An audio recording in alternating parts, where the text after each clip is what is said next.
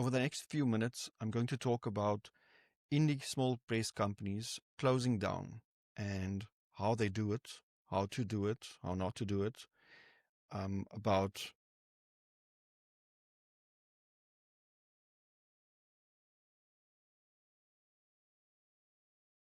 it's a terrible thing when this happens, especially when it's handled wrong and authors feel cheated or are being cheated. Money is not being paid out, stolen, whatever might be the case. We've seen some horrible things happening in this industry. And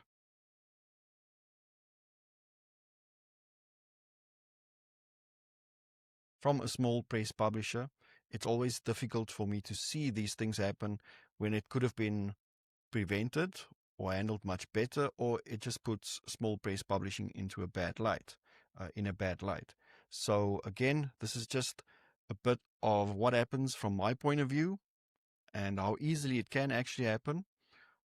It is not always just a straightforward bad business people or bad people doing bad things, stealing money, etc.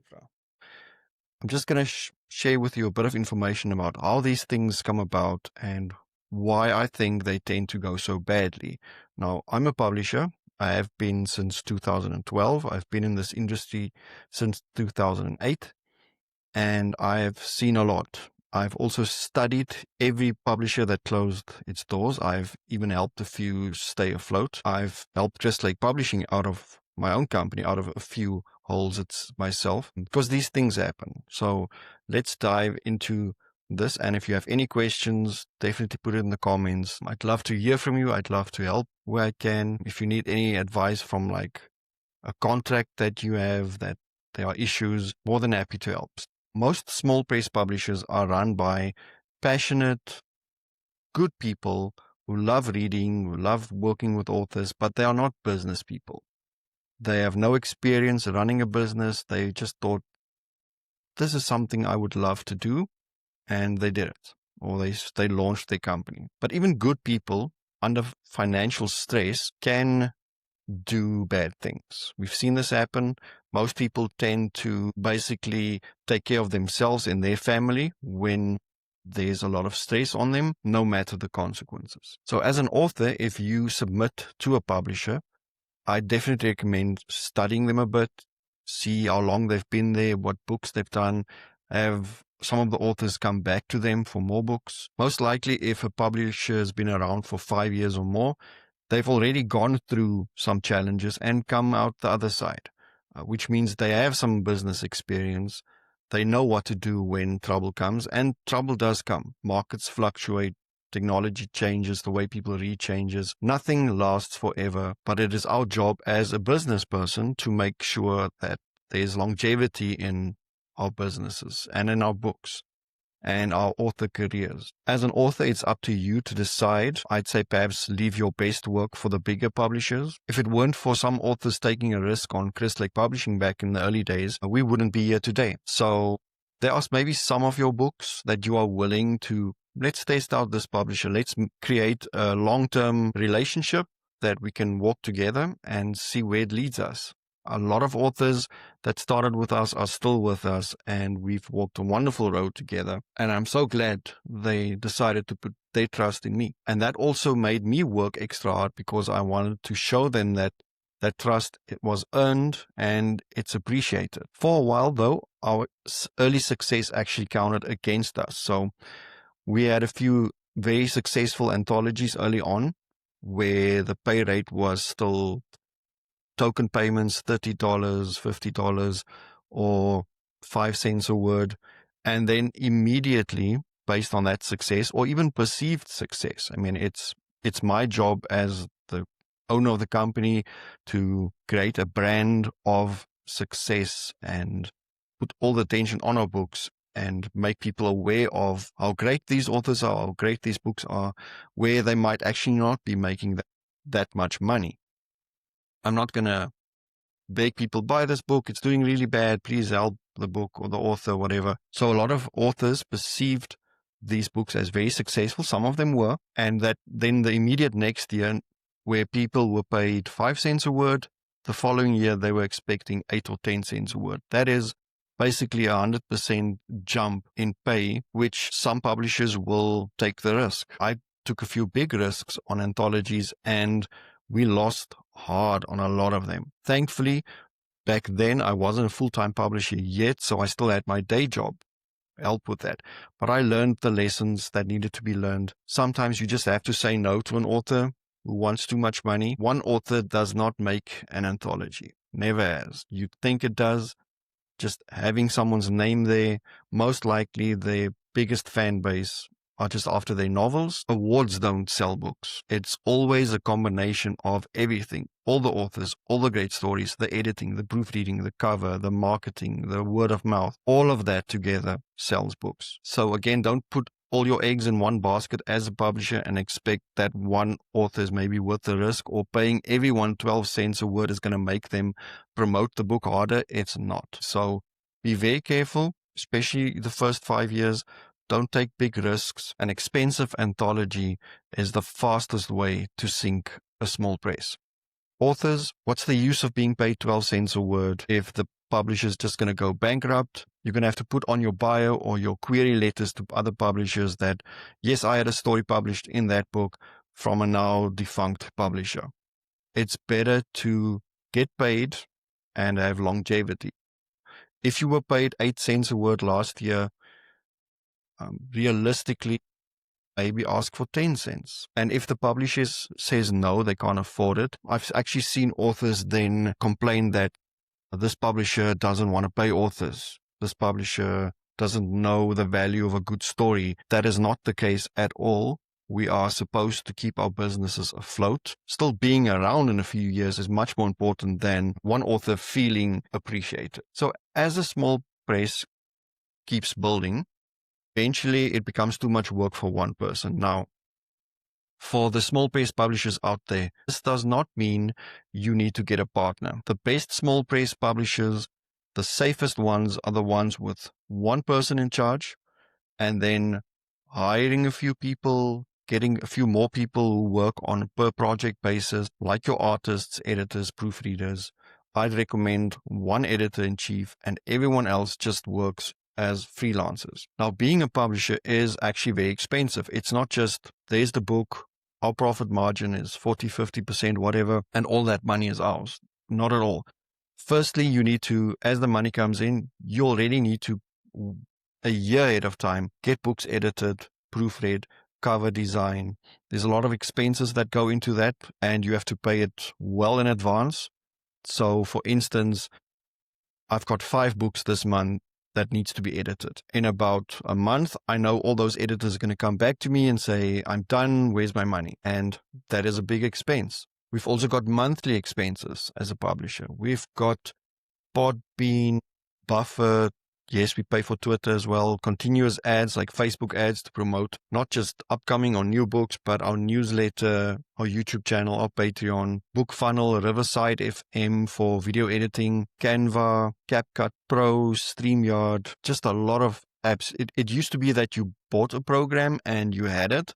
Now you pay monthly subscriptions. For instance, Photoshop, I think, is $15. So it's 15 here, it's 20 there, it's 40 there. It's a bunch of $12 subscriptions here and there, but they all add up. A MailChimp is very expensive at the moment for us because we have a very big newsletter. I think it's almost $300 a month. So we need to be well on top of things, know exactly, and you don't know exactly how much is coming in every month. You can predict a bad month that's coming because the sales we get this month, Amazon, bookstores, whoever, only pay us in like 2 or 3 months down the line. So if we have a bad month of sales in May, we know June, July, we need to be prepared. And as a publisher, you need to know when these things are coming and do something about it. So what creative plans do you have for those dry months? Do you have a backup, like money saved for a rainy day? Definitely do that. But in a minute, I'll tell you what I do in those cases. So as we've grown, we now also have salaries to pay. Thankfully, we don't have to pay office rent because my office, the Crest Lake office, is on the side of our house. We moved into a house for the first time when I was, last year, and I was 44. So before that, Crystal Lake Publishing started when I was still living in a school hostel as a teacher, just the corner of the living room. We stayed there for as long as we could so that I could get this company off the ground. Only 2 years ago did we move into a flat, a small office there, hire the first 2 employees who actually came to our house and worked from there. And a year later, December of 2024, we moved into a nice big house with a huge office. And then I hired an extra person. We are now 3 full-time employees, myself 4, and then 3 or 4 people working from various locations around the world for a set amount of money per month. Not like a full-time salary, but they get paid. They work for Crystal Lake Publishing. All of these people need to be paid, budgeted for. And as a publisher, you need to take care of your people, but that does not mean you can neglect your authors. So always good to know what to do when you see a shortcoming. For me, it's author workshops. I look at the skills that I have, that maybe some of my team has, and we present classes. I have a mastermind. I write nonfiction on writing books. I have my Shadows and Ink books for horror authors. There's a workbook. Book 3 is coming at the end of this month. And that money doesn't go to me as the author. These are projects I did. The same with Taste Your Terror, a quiz book. All the money goes straight into the company. I don't have to pay royalties to someone. This money helps fund the company. That is why we now have the House of Shadows and Ink YouTube channel. Our goal is to be monetized within a year, by end of next year. And that money feeds into the company to help us save up for a rainy day, for special projects that might come along. And that's the thing. Sometimes as a publisher, opportunities arise and they cost money. And you have to decide, am I going to risk $1,000, $3,000 on this opportunity and then it fails? Sometimes they succeed. Most of the time, they're just okay. You end up losing a bit of money, but you did gain some new followers. Maybe in the long term, you will see some profits, but you still ended up losing some money and you have a hole to fill within the next month or 2 before salaries are paid, before royalties are paid out. So publishers, hope is not a strategy. It's the worst one ever. Great quality books at a lower frequency. So lower quantity is much safer. Build a strong foundation, save up for a rainy day, take strategic steps forward as you slowly grow your company. Have the long term in mind. So don't rush towards success. Don't rush toward being a full-time publisher. What's the use of going full-time if you're only going to have it for 3 to 5 years and then you have to find a job again? Authors also, don't put all your eggs into one basket. Work with different publishers. Maybe self-publish one of your series titles. Gain fans, learn from other publishers, see what they do, how they do it. Put together the perfect launch strategy for you that you can apply.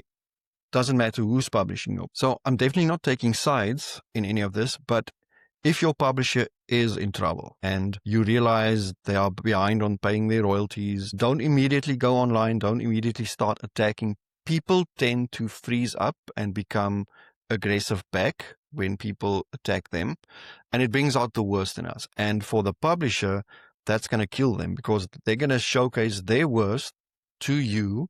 You're probably going to put it on social media. Everyone's going to see it.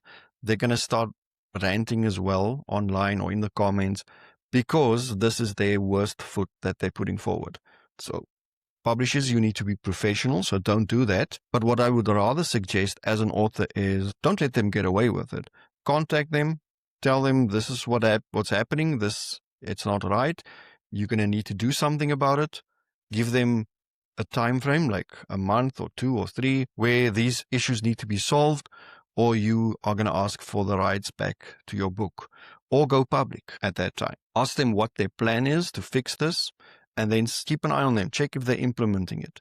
Are they actively doing something to raise funds, to sell books better? And remember, even if the books sell well that first month, that money is only going to come in 2 or 3 months. So they actually have to do something that can bring in money immediately.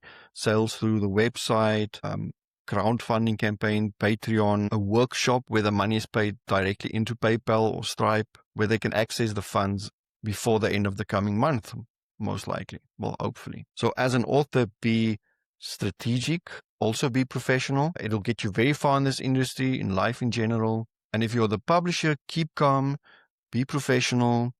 Don't react emotionally, especially not online. You can go vent to your family or hit a punching bag, scream out loud in your backyard, but only respond when you are calm, be straightforward, be honest, and fix the problem. As a publisher, it's up to you to be very professional, not just to work hard, but to work smart. Study, learn, read, follow self-publishers, follow big publishers. See what they do, see how they do it, see what works, what doesn't work. Keep your finger on the pulse of publishing. Again, don't take huge risks. Save up for a rainy day or a rainy month. Have a backup plan. What are you going to do when things go sideways? When something that you hoped would work, that you invested in, doesn't work? I mean, we've had books where we put a lot of money in, thought it was going to be a huge success, and then it wasn't. And then some small books that we thought were just going to be nice books ended up being huge. You can never really predict this. So again, just focus on the quality, give every book a good chance, and don't stand still in this business. Keep innovating, keep growing, keep building contacts, not just for you, but for your authors as well. Look into doing more things with the rights that are given you. Look into audiobooks, merchandise, special editions, hardcovers. What are you doing with the translation rights, film rights, game rights? If you can't do it yourself, try and sell them, approach other companies. You also need to gain the contacts of other companies who can do something with the film rights, or an agency that can represent the film rights for all the books that you have. Translation rights, like, okay, are there people you can build a relationship with over time and send them the books that you know their readers would enjoy? Sell original artwork, have your artists sign it, frame it, auction it off. Be innovative, be creative, be a creative business person, and use some creativity in your marketing and problem solving. That's exactly why I recommend following successful self-publishers, because they had to completely change the way they reach their readers. So yeah, that's my 2 cents.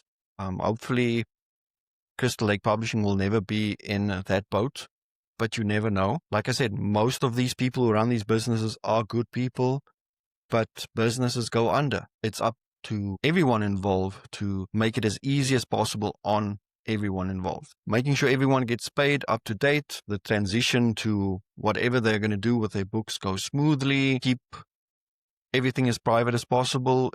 There's no need to escalate things. Sometimes they are.